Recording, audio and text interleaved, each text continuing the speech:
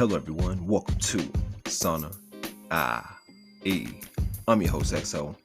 It's Monday, Mental Health Mondays, Money Making Mondays. Welcome back to the show. Welcome back. If this is your first time listening, thank you for taking the time out your day to tune into my podcast, tune into the podcast. This is our podcast. And with Sana IE, we're all about personal development, developing our mental health and developing our financial health and financial literacy. So each episode on Mondays, I usually drop mental health episodes dealing with mental health, and on Fridays we do Financial Fridays. So today being June 28th, Monday, we're gonna get into some mental health topics and mental health segments. And the first segment that I have up is low self-awareness and how to spot it out. Self-awareness is very, very key when it talks about knowing yourself.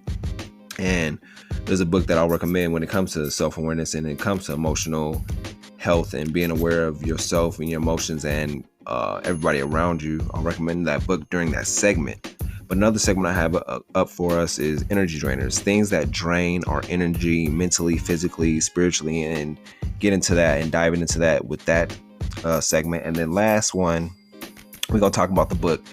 Shout out to the people that's been reading the book, that got the book Atomic Habits. Shout out to Willie and shout out to Sam and a few more I gotta check out. But a lot of people have really been tuning in and really liking the book. Shout out to Atomic Habits. We're gonna go over review that today. We're gonna review chapters 6 through 10 in the last segment. But let's get started with the beginning of this show. Monday, Mental Health Mondays. How are you doing mentally? How has this month been? June is over. Headed to July, man. How have you been doing with yourself mentally? Have you been working on your mental health? Have you been working on your financial literacy? Or what's been going on? Have you been having a rough month, a long month? Has it been a bad month for you? Let me know. Tap in, hit me up on sanaie.com and let me know what you've been dealing with or going through, or how the month has been for you. Or if you've been dealing with anything mentally, always tap in and really talk and vent and open up to people, open up to me, open up to your peers, open up to your family if you're dealing with anything mentally, and being aware that everybody loves you and everybody's here to help you. You're not alone in anything that you're going through.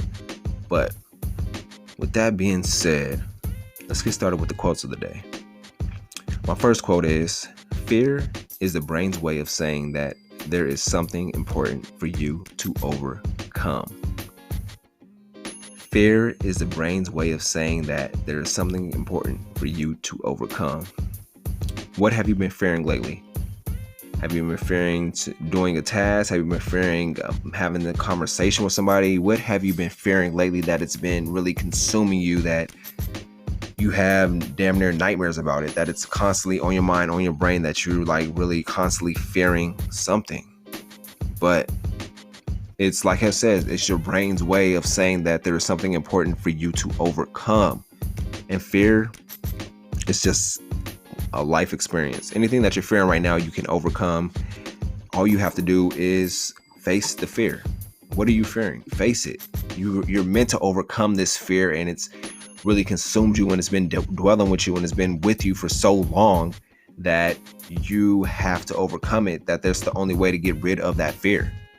You being afraid of anything and not facing it is only going to make it bigger and bigger and bigger, and you're going to be looking like, damn, get into that sunken place of fear. So let go of that fear. Fear is the brain's way of saying that there is something important for you to overcome. And the next quote is, real growth is when you start checking and correcting yourself. Real growth is when you start checking and correcting yourself. Holding yourself accountable, checking yourself when you're fucking up, checking yourself when you're out of line, checking yourself when you're out of character. That's real growth. Knowing where you at and checking yourself. It's self-explanatory. You got to check yourself. The song, check yourself before you wreck yourself. That's what it basically means. If you don't check in on yourself or check yourself, you're going to end up wrecking yourself by not growing, by doing the same habits, doing the same things, having the same behavior. Check yourself and correct yourself instead of not checking yourself, and you're going to end up wrecking yourself. So real growth is when you start checking and correcting yourself. We all have bad habits. We all have bad behavior or in some way, some form. And we know it's bad, but we don't check ourselves. So check yourself before you wreck yourself.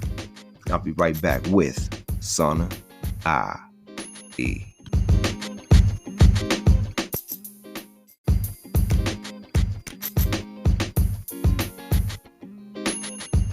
So the first segment we have up for discussion is low self-awareness. And low self-awareness can equal to repeating the same patterns. That's what we talked about with the quote of the day. Repeating the same patterns. The quote was, real growth is when you start checking and correcting yourself. Repeating the same patterns is where you start checking yourself like, yo, have I been growing, or have I been really going straight down on a straight path? Or have I been growing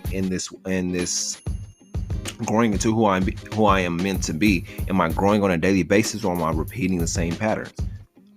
Number 2 for low self-awareness will be getting defensive when receiving feedback.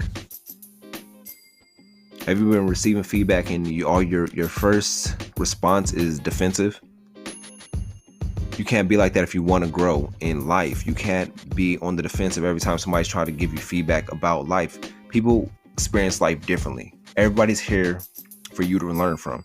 So if somebody's trying to give you feedback about something that they see, receive that feedback and don't be defensive about it, that you like, nah, you're not right, or nah, it's not like that. No, take that feedback, analyze it, and see how that feedback can help you out, how it can help you grow, and how you can be more self-aware from that feedback that you just received.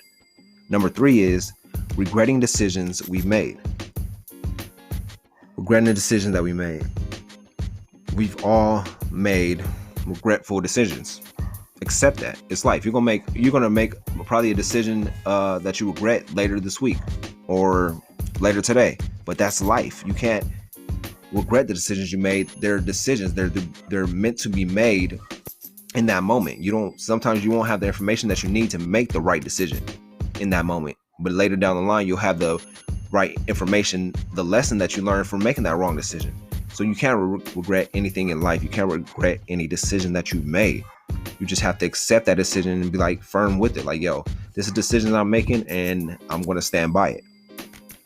Number 4, struggling to identify what we need. What do you need? It's not what you want. What do you need? What do you need in life? What do you need for yourself? What does your future self need from your present self? How can you help your future self out today? What do you need to identify? Stop struggling stop struggling to identify what you need. It comes down to wants and needs in life. Things that you need, necessities, versus things that you want. What do you need for yourself to grow? Number 5, difficulty expressing feelings. Keeping those feelings vague. We all have feelings. We have feelings and emotions for a reason. And we can't keep those feelings in. We can't hold them in to ourselves. We all have feelings from everybody, from the dogs, the pets, the humans. Everybody has feelings. So it's at the end of the day, if you have difficulty expressing your feelings, look in the mirror every morning and express them to yourself. Express how you feel, or start journaling how you feel, journaling your feelings, and that'll start helping you out to where you can start venting to other people, venting to family, venting to friends, venting to people who hurt your feelings. So you know, like, yo, this is how I express my feelings, and it helps you out. It helps you with your growth. It helps you with your self-awareness, because you have more awareness of how to express yourself and what you're feeling. Number 6, trouble understanding why we act the way we do. That's the low self-awareness. Trouble understanding why we act the way we do. And that's something you have to really have in your alone time, and sit with yourself and ask yourself, and why do I act this way? Why did I have this certain reaction in this moment when this person did this? And really sit with yourself, dwell with yourself, and even journal that out. Write that out and figure out why you act in a certain way. Number 7, being prone to emotional outbursts. Have you ever had an emotional outburst recently? Are you prone to emotional outbursts because you don't have control over your emotions? You can be honest with yourself. Do you have control of your emotions? It's a tough task to do. Control your emotions. It's a day by day thing to control them and not let people get under your skin. And it's just day by day. You got to take it step by step, collect them small wins of really controlling and being in that moment. Sometimes when it comes to your emotion, when you want to have an emotional outburst, I say the best thing to do is to really stop, pause, and take some deep breaths. If you have an Apple Watch, they have the breathing app on there. Very, very beneficial. Use that breathing app. Take some time and do some deep breathing before you have that emotional outburst. You'll collect yourself, you'll collect your thoughts, and you'll be like, nah, this is not needed at this time. So take some steps to where you're controlling your emotions over time. Number 8, difficulty admitting mistakes. We all make mistakes. We all fuck up. Hey, I'm probably gonna mess up on this episode. Either way, I'm gonna still put it out for y'all. But either way, we all make mistakes. You shouldn't have no difficult time expressing or saying, I fucked up. I messed up. How can I get better? Mistakes help us grow. We all make mistakes, and that's how we improve in life. You're not going to always get it right. You won't always get it right, but the thing is, you're trying to get better. Number 9, frequently experiencing tension in friendships and relationships. Frequently experiencing tension in friendships and relationships. Once again, this segment right here is low self-awareness. Have you been experiencing tension in your friendships or relationships? Take a second to think about it. Any relationship that you have where it's from your family members to your peers to your coworkers, like I said, friendships to significant others, is there tension there? Have you been frequently experiencing that?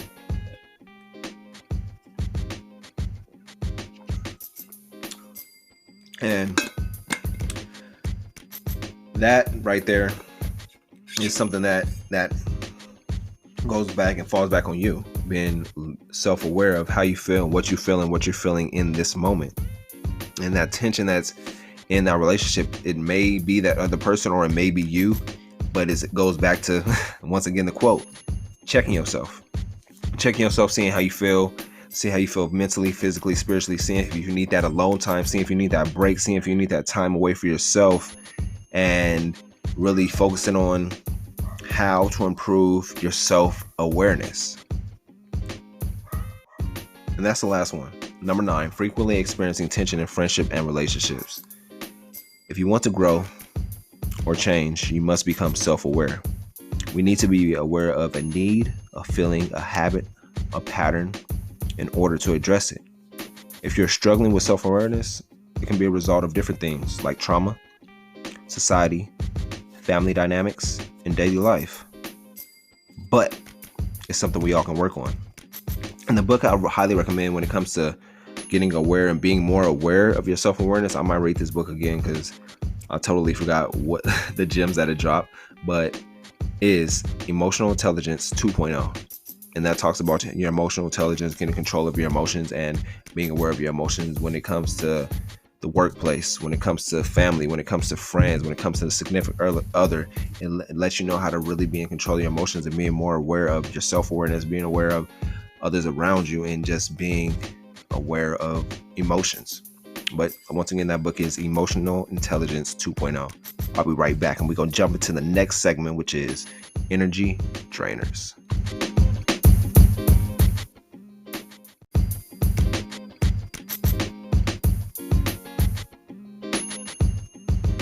Now we up to the next segment, which comes down to, which is energy drainers. Energy drainers. If you aren't aware of your energy, how your energy is around certain people, around certain times, if your energy is up during the day, if your energy is down at night, or is down in the middle of the day, how would your energy during different times of the day around different people in different environments? Be aware of your energy and what you feel, how you feel around people, and the environments that you're in. Your energy detects it all. The inner you knows what the outside has, the outside forces have. So, energy drainers. Number 1, trying to be perfect all the time. We're not perfect. Nobody's perfect at the end of the day. We all can't be perfect. Even though we all want to be perfect, everything won't be perfect. So trying to be perfect all the time is a mistake. It's a big mistake trying to be perfect. Because I know I know personally too, because I like perfection, and sometimes I'm a perfectionist when it comes to certain things. But as a perfectionist, you know that everything won't be perfect. Some things will be perfect, and some things won't be perfect. But trying to be perfect 100% of the time is an energy drainer. It drains your energy. It drains your mind. It drains you physically to where you're always trying to be perfect, trying to perfect every little thing all the time, that you don't have the energy to do other things. So trying to be perfect, that's number one on energy drainers. Number two, trying to control every situation. Trying to control every situation. Is that you? Are you listening right now? You like, man, I like to control every situation because I like to know how all the pieces are moving. But being an energy controller or controlling situations drains your energy, because you're trying to hold every piece and try to have all the pieces in your hand instead of just letting everything flow. Go with the flow instead of trying to control the situation. Every situation is not meant for you to control. It's too much energy being drained trying to control everything. You just sit back and let things flow. Just go with the flow sometimes. You don't have to control it all. Number three, comparing ourselves to others. Comparison. I say this all the time. Comparison is the thief of joy. So comparing ourselves to others when it comes to the biggest thing is like when we see on Instagram where we at and where everybody else is in life. It's like we want to be in their shoes, but it's like we're all playing different games in life. It's like Monopoly. Life is like Monopoly. We're all different pieces on the board, and it just comes down to really knowing like, yo, I can't compare myself to where they are. They can't compare themselves to where I am, because at the end of the day, we're all moving differently and operating differently. So comparing yourself to where somebody else is like, it's bad. It'll suck up your joy, suck up your energy, and it'll suck up your time. So if you right now, you've been comparing yourself, trying to get to where somebody else is in life, no. Focus on where you want to be, who you want, the identity you want to portray, instead of comparing yourself to somebody else. We all should be comparing ourselves to us, to I, to me, to you. Who you was yesterday, the old you versus the new you. That's the constant comparison. Who you was a year ago to who you was today. That's all who you should be comparing yourself to on a daily basis. Number 4, seeking constant external approval. Seeking constant external approval. Always wanting that acceptance from other people, from others, from peers, from people we look up to. Just always wanting that acceptance from our other people. Why not accept ourselves? Why do we always have to want the approval from other people? What does that prove to us? We should approve of ourselves and love ourselves for everything that we are doing as we're taking the journey in this life, taking everything one by one day at a time. We shouldn't be seeking constant external approval. Number 5, overcommitting. And this comes to any facet of life, anything in life, overcommitting. Learn when you need to overcommit and learn when you just need to commit enough. You don't always have to overcommit yourself when it comes to every task or everything in life, every situation, every experience. Don't overcommit. Analyze and see how much commitment you should have. Number 6, trying to be someone else. Trying to be someone else. That's self-explanatory. Number 7, holding on to our mistakes. Holding on to our mistakes. We just discussed that in the first segment with low self-awareness, which was difficulty admitting our mistakes, and this one's saying holding on to our mistakes. Mistakes happen, as you see in both. One, holding on to our mistakes is an energy drainer, and difficulty admitting mistakes is a low self-awareness tactic. So it's like mistakes happen. We just got to let the mistakes go and be grateful that mistakes happen, because they're there for us to learn. They're a lesson to be learned. Number 8, not being honest with ourselves. Be honest with yourself about everything. Hold yourself accountable, and always have that conversation with yourself. Checking with yourself. Ask yourselves those hard questions periodically. Every week, do that check-in with yourself. Do a midweek check-in. See how you are mentally. See how you are physically, and really checking in on yourself. Life gets hectic.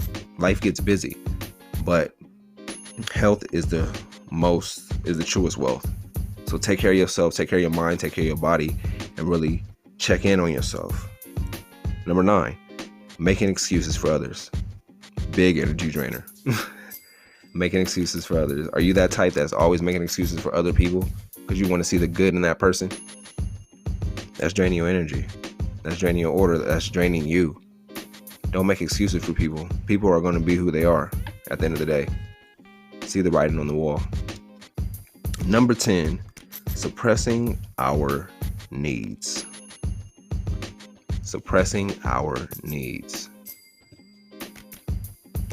Whatever you need in life, you shouldn't put in the back seat towards anybody else's needs or wants.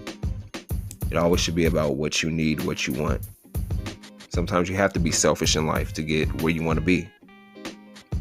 So don't suppress your needs. Number 11, and the last one of energy drainers, being judgmental and critical of ourselves. Being judgmental and critical of ourselves. Man. And like I said, I'm like a perfectionist in some ways, and you always just want to be hard on yourself when you want to be perfect, when you want everything to be perfect, when you want things to go a certain way. You judge yourself, and you're very critical of yourself instead of breathing in like, yo, I did the best I could right now, but next time I'm gonna go harder, instead of trying to judge yourself or criticize yourself every time you fuck up or every time you make a mistake or every time you fail. You can't be judgmental or critical. You got to know it's a step and it's a part of life. You can't put yourself down. You got to lift yourself up. I'm going to be right back with our next segment of, man, this is a good ass episode. I'm just thinking about like these energy drainers as well as the low self-awareness, and really just thinking to myself as I'm going over the topics or going over these different ones, and I'm just thinking like I'm still working on some of these when it comes to low self-awareness as well as energy drainers. What about you guys? Do you have low self-awareness in some areas of your life? What about what has been draining your energy off this list? Let me know. Sanai.com. I would greatly appreciate it, and I'll be right back.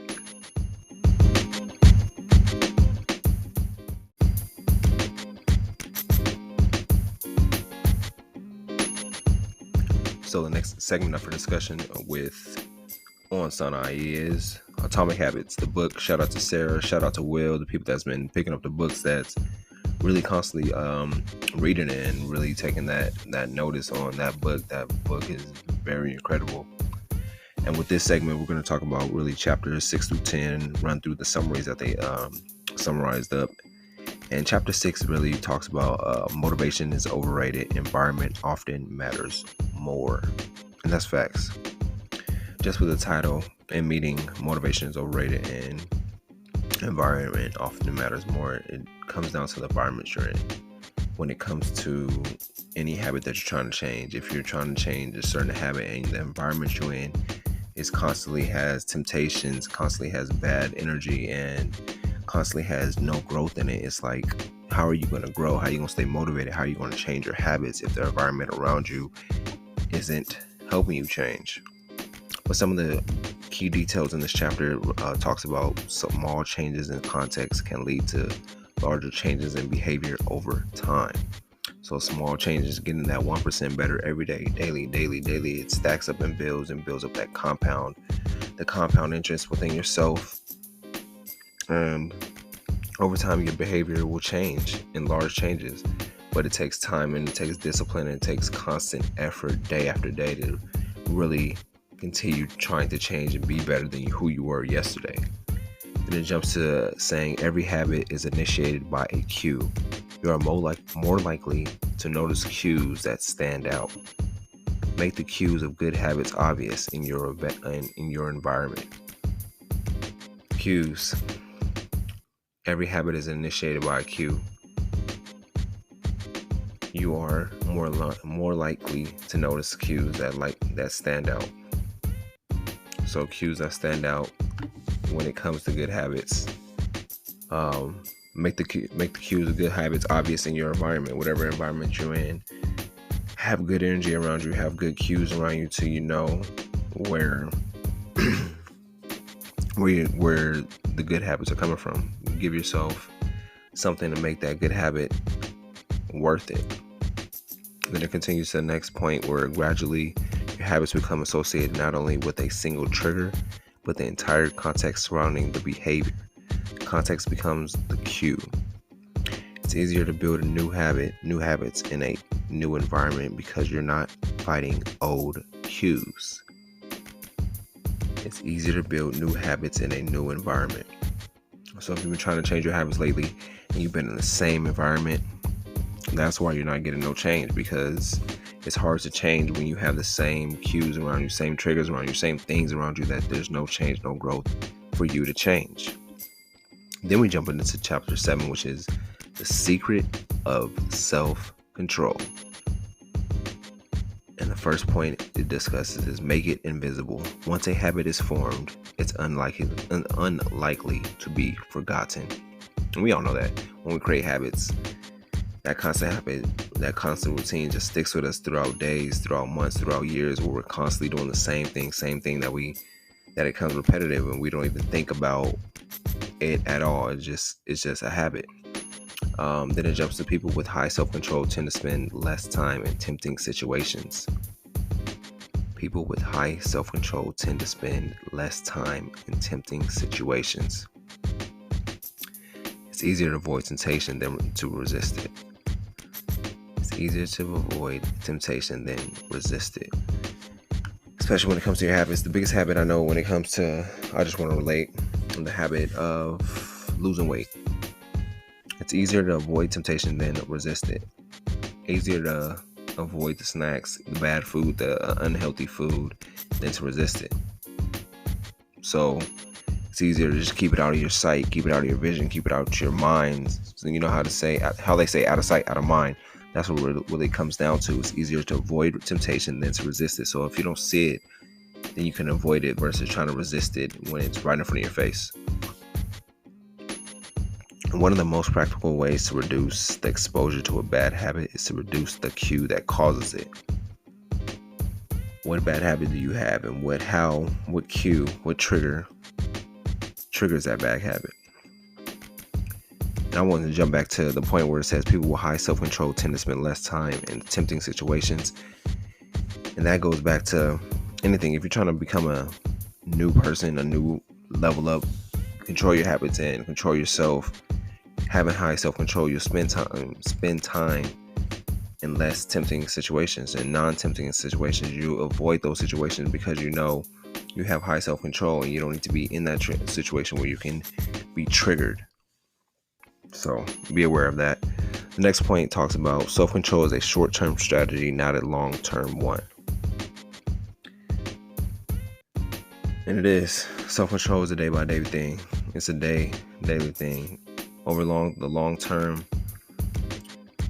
it'll become more than self-control. It'll be a behavior that you do. So it'll be a lifestyle, like that you have high self-control over yourself, that you're not tempted, you avoid tempting situations and all that. Then it jumps into the next chapter, chapter 8, which is how to make a habit irresistible. Number 1, make it attractive.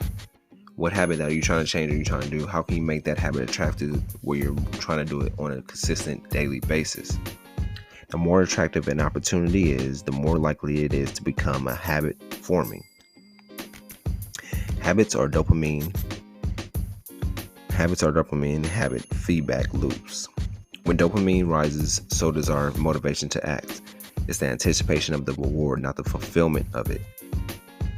It's the anticipation of the reward, not the fulfillment of it. That gives us the motivation to act, because it's you're anticipating the reward. You're not realizing the whole fulfillment of it. The greater the anticipation, the greater the dopamine spike.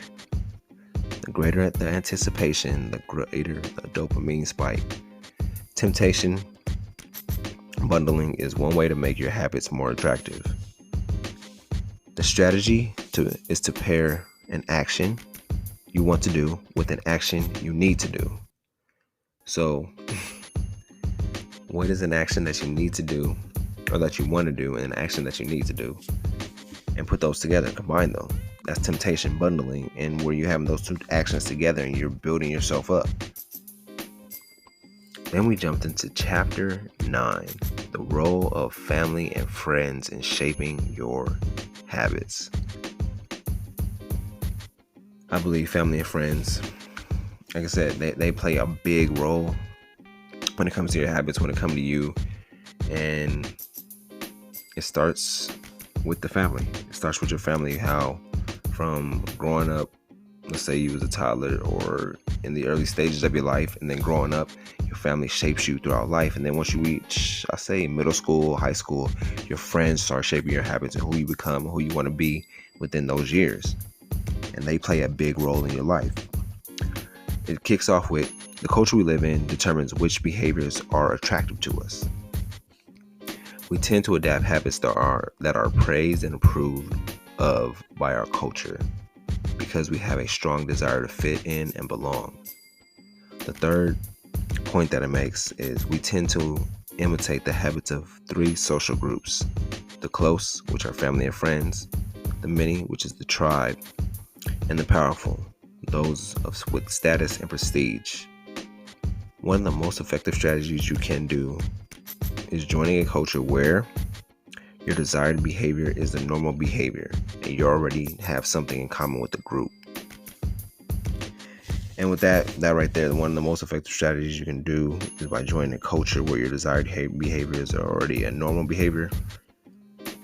That's like joining a class, joining a cycling class, joining a yoga class, joining something where the group is already have that focus, have that discipline, have that consistent habits where you can easily catch up and pick on as the days go on, as the time goes on, that you're already in that group, that it starts shaping and changing your behavior. So sometimes you got to look out and reach out and figure out, who am I trying to be and what culture do I have to join so I can change the behavior I have now, change my habits now, so I can start creating good habits, great habits. And to the bullet point before, it says we tend to imitate the habits of 3 social groups: the close, which are our family and friends. We imitate our family and friends somehow, some way.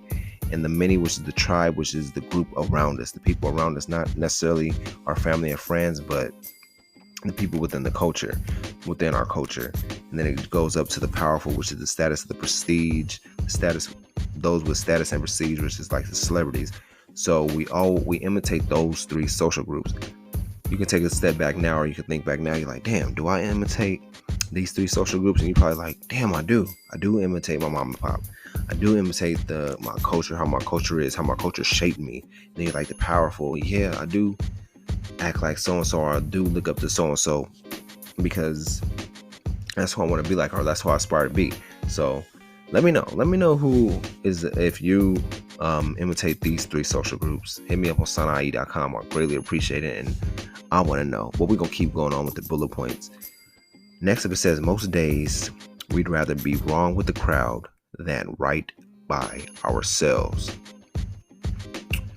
Most days we'd rather be wrong with the crowd than right by ourselves. Are you a lion or a sheep? That's what that bullet point really says. It states, are you a lion or a sheep?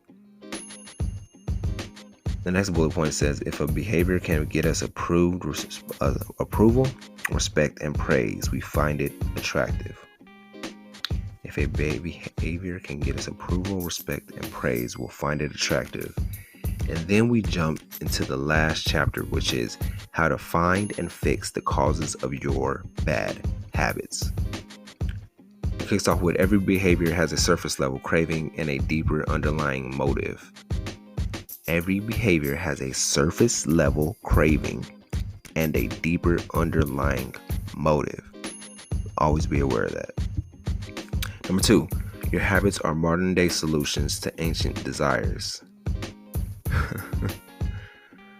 Your habits are modern day solutions to ancient desires, which means what you're doing right now was the desires of your culture before you, the family before you, the decades before you were born.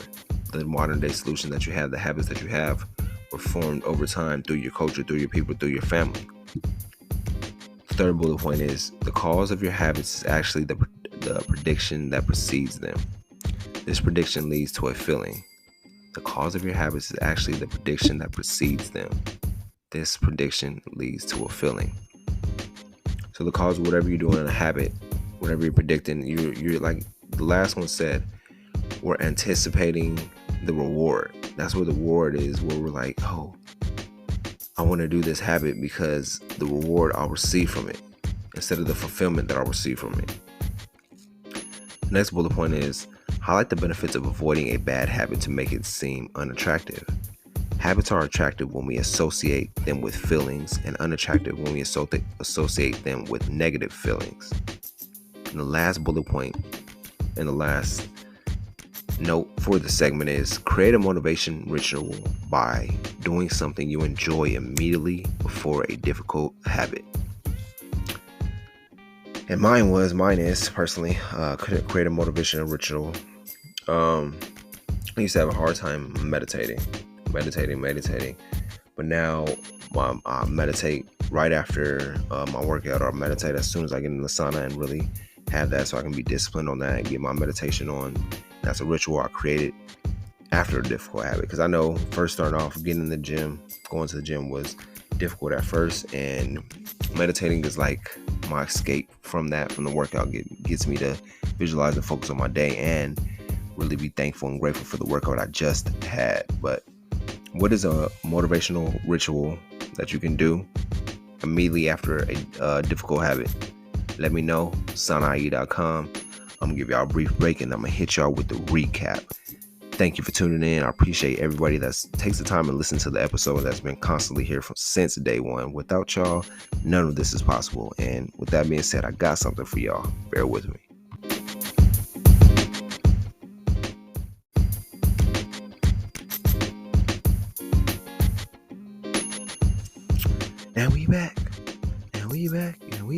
And we back with a recap.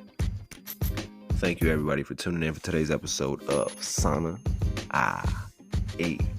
Hope this episode helped you out mentally as well as physically too, and really getting yourself aware, having that self-awareness of yourself, as well as being aware of what's been draining your energy, the energy drainers in your life, like trying to be perfect all the time, trying to control every situation, comparing ourselves to others, seeking constant external approval, overcommitting, trying to be someone else, holding to our mistakes, not being honest with ourselves, making excuses for others, suppressing our needs, being judgmental and critical of ourselves. Have you been doing these things and it's been draining your energy? Let me know. Let's talk about it. Sanai.com. But I know I kind of jumped into that segment, but we're going to reverse back and hit you with the quotes of the day. And the first quote was, fear is the brain's way of saying that there is something important for you to overcome. Fear is the brain's way of saying that there is something for you to overcome. Whatever you're fearing right now, you can overcome it. Don't fear anything. And even if you do fear something, just know you can overcome it. It's just an obstacle in your life that you have to overcome. It's a lesson you have to learn. So once you put fear and embrace fear, be like, yo, I'm not gonna fear this, because I know at the end of the day, this is just a stepping stone in my life on my journey that I have to get past. So I have to muster up the energy, muster up the courage, and be brave and just face the fear. And the second quote was, real growth is when you start checking and correcting yourself. Check yourself before you wreck yourself. And that's seriously. You gotta start checking yourself and correcting yourself. If you know you have bad habits and you consistently do those bad habits, check yourself. Stop the bad habits. Work on being a better person. Work on being better tomorrow. versus being better next week. Focus on tomorrow, focus on the next day, focus on being better today. Get that 1% better every day. Consistently change your habits, checking yourself, growing. It's all about growing and not being stuck in one place, because life will get you like that. Life will box you in to where life will all hit you at once, and all the plans and dreams you had will go out the window, where you have to really just, oh shoot, this life happened, and you just settle. So don't settle. Continue growing day by day. Always grow. Write out your goals. Write out what you want. Write out where you want to be 5 years from now, 10 years from now. Write out what you want to manifest. Write out what you want to attract in your life. Write out ways to grow. Start journaling how you feel. Meditate. Visualize. Do the things to grow, and do the things your future self will thank you for. We'll talk. And then we jump into our segments. First segment is low self-awareness and some things to be on the lookout for. Like, number 1, repeating the same patterns. Number 2, getting defensive when receiving feedback. Number 3, regretting decisions we've made. Number 4, struggling to identify what we need. Number 5, difficulty expressing our feelings, keeping them vague. Number 6, trouble understanding why we act the way we do. Number 7, being prone to emotional outbursts. Number 8, difficulty admitting mistakes. Number 9, frequently experiencing tension in friendships and relationships. Have you been this way? Are you aware of yourself, of your feelings, of your emotions, or not? It happens to the most of us. It happens to the best of us. Life, we're growing. The sooner we can be honest with ourselves, the sooner we can help ourselves grow. If you I have low self-awareness, that's good. You admitted it. You accepted that. Now it's like, how can I change that? What can I do to bring up my self-awareness? Number 1, I recommend reading Emotional Intelligence 2.0. Getting aware, that'll put everything into perspective about your awareness, self-control, about the awareness of other people's emotions and feelings and everything, and that just put it in perspective of what you should feel, how you should feel, and just what you should be aware of. If you want to change or grow, you must become self-aware. We need to be aware of a need, a feeling, a habit, a pattern in order to address it. If you're struggling with self-awareness, it can be a result of different things, like trauma, the society that you're in, family dynamics, and even daily life. So, self-awareness, we all struggle with it, but it's a constant battle where day by day we build it up. At 1%, that compound effect where you're building up your self-awareness, and sooner or later you'll be so self-aware that nothing can break that. And then we jumped into one of my favorite books. Shout out to Sarah and Will and other people that's been reading the book, as well as that took the time to purchase it. I really appreciate y'all and really checking it out. Hope this book helps y'all out and really helps y'all with y'all habits. But we discussed chapters 6 through 10. Chapter 6 was motivation is overrated. Environment often matters more. And the biggest point I got is that in that chapter was, it's easier to build a new habit in a new environment because you're not fighting old cues. So maybe if you're trying to change your habit, it's time to get in a new environment, trying to get around new things, new energy, kind of really change your environment and start building that new habit in that new environment. Instead of being in an old environment, building a new habit, it doesn't work like that. You'll go back and your system will be broken. It's all about creating that system for yourself to build up that new habit instead of having that goal to have a new habit. What system can you create to constantly have that new habit form day by day, cycling up? Then we jump to chapter 7, The Secret of Self-Control. And the one that really stuck with me in this one is, it's easier to avoid temptation than to resist it. And that's really self-explanatory. It's like we put ourselves in temptation situations instead of avoiding them, it's hard to resist some temptations when we don't have that self-control. We don't have that discipline, when we get into the temptation, we fuck it, we give in instead of fighting it or resisting it. And it's hard to resist when the temptation is literally sitting in front of your face. Then chapter 8 talks about, or chapter 8 was how to make a habit irresistible. And the thing that really stuck with me right here is, there's a few, honestly. It's going to be two. I'm going to read off two. The first one is, the more attractive an opportunity is, the more likely it is to become habit forming. So something, when the habit becomes attractive, the more attractive an opportunity is, it's more become habit forming. I keep relating going back to the gym, because that's the biggest thing right now when it comes to health, and just everybody being on the health and going to the gym and staying in the gym. Or working out sometimes away, getting that an hour a day, just working out your body somehow. But the more attractive an opportunity is, the more you start working out consistently, start seeing the changes, it's more likely that you start forming the habits of going to the gym. You used to go from going to the gym to now you purchasing gym clothes. Now you purchasing protein. Now you purchasing creatine. Now you're purchasing supplements. Now you're purchasing gym clothes for the gym. So you're doing the little things that form the habit, and the habit is slowly forming. And when you look back, you're like, damn, at first I was so against the gym. Now I got all this stuff, and you're really being consistent. You change that behavior, and now it's become a lifestyle. Another one that stuck with me is the greater the anticipation, the greater the dopamine spike. And that's true, because whatever the motivation is in us, that dopamine kick, that dopamine spike, we all love. Then we jumped into, I believe this is chapter 9, the role of family and friends in shaping your habits. And the one that stuck with me in this one is this one right here. We tend to imitate the habits of three social groups: the close, which is family and friends; the many, which is the tribe or the culture; and the powerful, which are those with status and prestige. And that's true, because I explained it before, but let me know, have you thought about it like, damn, I do fit in within these social groups. I do let them shape my habits. I do let them shape my environment. Check on yourself and let me know. And then another one too is, most days we rather be wrong with the crowd than right by ourselves.